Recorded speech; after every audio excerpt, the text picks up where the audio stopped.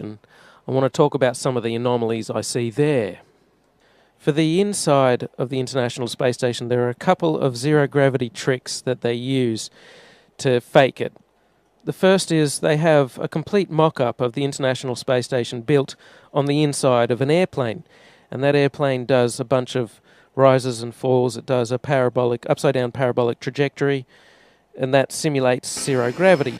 The other main way they simulate the zero gravity is with suspension in front of a blue screen. And they use that trick for extended periods of time, for longer than 45-second segments. But they can't move around as much. They can't do the acrobatic flips and rolls in the extended mode. So there's full motion mode where they can fully move around, and that's faked in a plane. And then there's suspended or extended mode where they're suspended by wires in front of a blue screen. They don't move around as much, but they can make the scene last for a longer period of time. The extended mode is much quieter than the full motion mode. In full motion mode, you can actually hear the sound of the jet engines, the engines of the airplane. In every single scene of full motion mode, in every segment of the International Space Station, you can hear this loud sound, the sound of the jet engines. You could argue that it's the air conditioning system. Not even an office air conditioner is that loud. And why is there a loud sound in every segment of the International Space Station? That's because no matter how soundproof you make it, you can't filter out all of the sound of the jet engines. An airplane is just too noisy.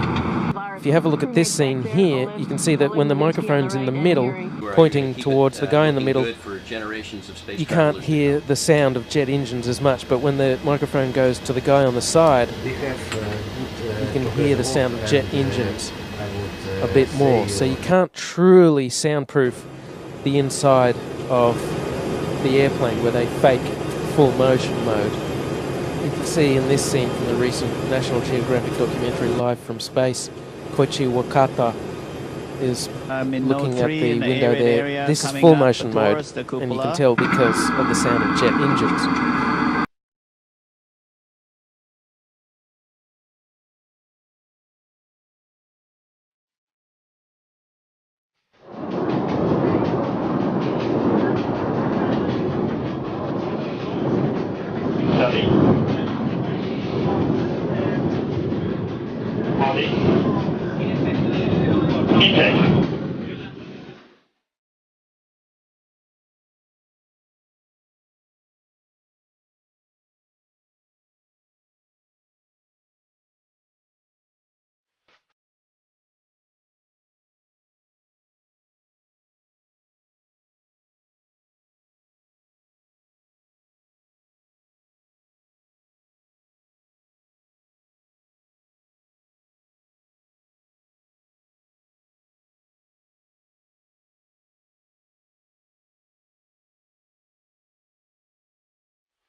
Now have a look at their feet. There's stabilization bars, blue stabilization bars.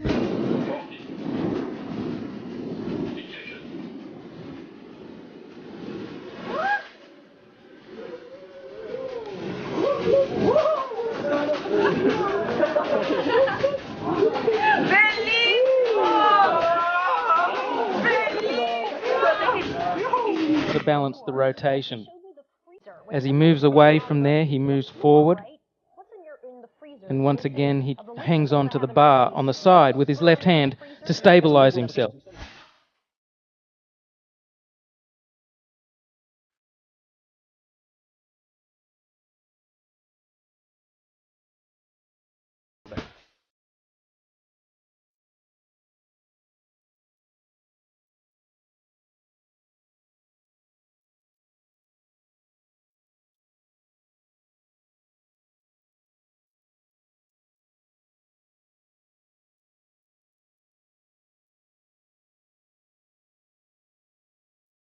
Like jelly beans, but then how to eat these in space, this is truly challenging because as soon as I open this bag, all of these are going to want to come out. And so I'm going to have just a couple come out.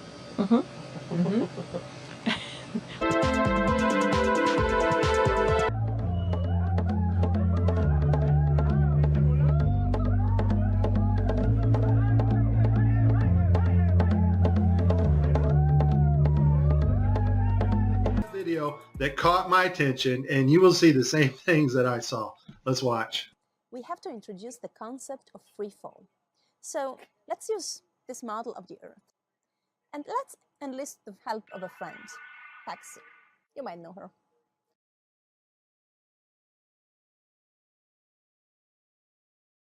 So what is significant about this video is, number one, it was live to school children. Number two, we have this stuffed animal that is transitioning in on another video channel. And the actor is able to reach up and grab this doll in real 3D space and manipulate this doll with their hands. And so the only way you're going to pull that off is with one technology. And that technology is virtual reality. Next segment, I'm going to show you how NASA grabs objects in 3D space, rotates them around, manipulates them. They can do this with water, with cloth, anything. And the cool thing about it is we can take what they're doing, what they're seeing with their contact virtual reality augmented lenses, and put that on a separate video layer live.